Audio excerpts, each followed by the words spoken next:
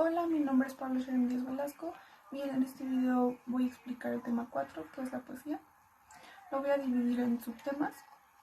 Primero veremos lo que es la poesía, después voy a explicar las formas poéticas, que son los poemas estróficos y los no estróficos. Los poemas estróficos se dividen en villancicos, glosa, sextina, soneto, canción y madrigal. Los poemas no estróficos en romance, silva, poemas de versos sueltos y el poema de versos libres.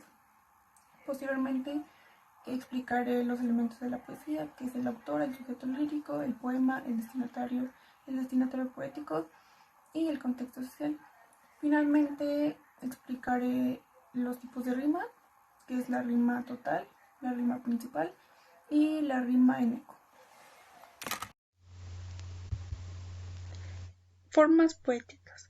Existen dos formas poéticas, los poemas estróficos y los poemas no estróficos. Los que están estructurados en estrofas los conocemos como poemas estróficos. Se dividen estos a su vez en poemas monoestróficos, que son los que constan de una sola estrofa. Aquí tenemos un ejemplo de un poema de una sola estrofa, que es monoestrófico. Y poemas poliestróficos, que están constituidos por varias estrofas, son ilimitados, dependen generalmente del gusto de la época o del género literario de ese entonces, y mantienen el mismo tipo de estrofa. De los poemas estróficos podemos apreciar diferentes tipos. El villancico, que es una forma poemática, está escrito en octasílabos de 8 sílabas o hexasílabos de 6 sílabas y se divide en dos partes. En el estribillo es la estrofa que se repite varias veces. Aquí tenemos un ejemplo de un poema con estribillo. El estribillo consta de 2 o 4 versos. Además del estribillo encontramos el pie, que es una estrofa de 6 o 7 versos, de los que los últimos han de rimar con todo el estribillo o con su parte final. A lo largo de la composición se repite el mismo estribillo y el pie, que en cada nueva estrofa es diferente. Muy bien, aparte del villancico podemos notar la glosa.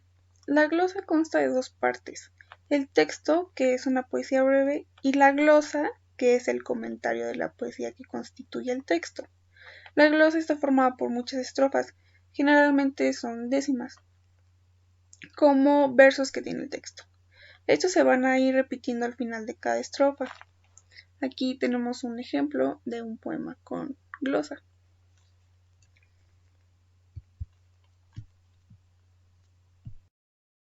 Ok, la sextina es un pequeño poema que consta de 14 versos, que está dividido en 4 estrofas, 2 estrofas de 4 versos, cuartetos, y 2 estrofas de 3 versos, tercetos. El madrigal es un poema estrófico que no tiene una forma fija en cuanto al número de sus estrofas, ni el número de los versos que debe de contener cada una. Es una combinación de heptasílabos, de 7 sílabas, y en decasílabos de 11 sílabas. Y el tema debe ser tratado de un carácter amoroso e idílico. Poemas no estróficos. Los poemas no estróficos enumeran los siguientes. Romance. El romance es una serie limitada de octasílabos en los que solamente los pares tienen rima sonante o parcial. Silva. La silva es una serie poética ilimitada en la que se combina a voluntad del poeta versos de 7 y 11 sílabas, con rima total o consonante, aunque muchas veces se introducen también los versos sueltos.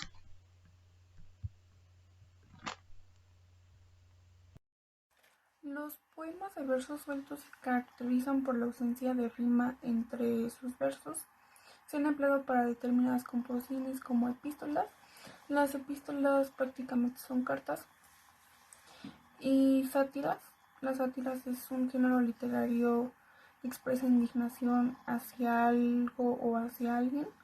con propósito moralizador, lúdico o meramente burlesco. Y además de las sátiras, algunas veces en poemas líricos o narrativos.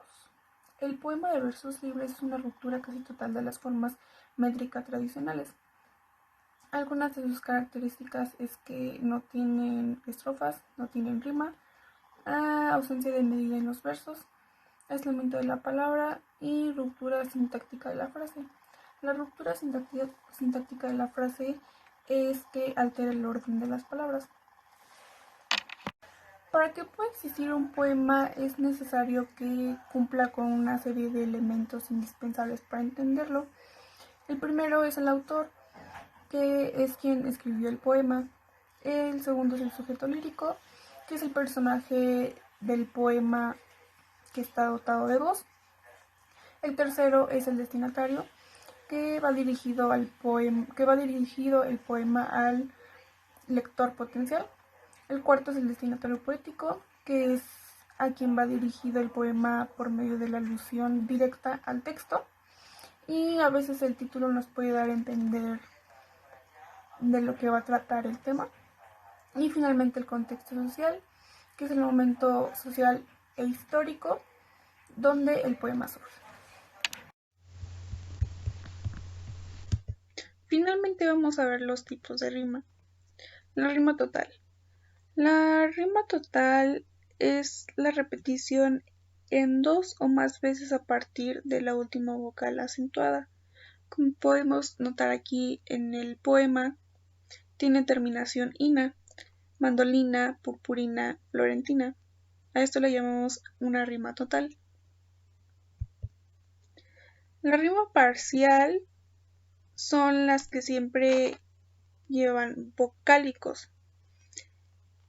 Y finalmente la rima en eco. La rima en eco consiste en la repetición en el mismo o en el siguiente verso de los fonemas rimantes. Por ejemplo, aquí tenemos monarca, marca, vida, comida, servida, querida, comarca, poliparca, etcétera, etcétera.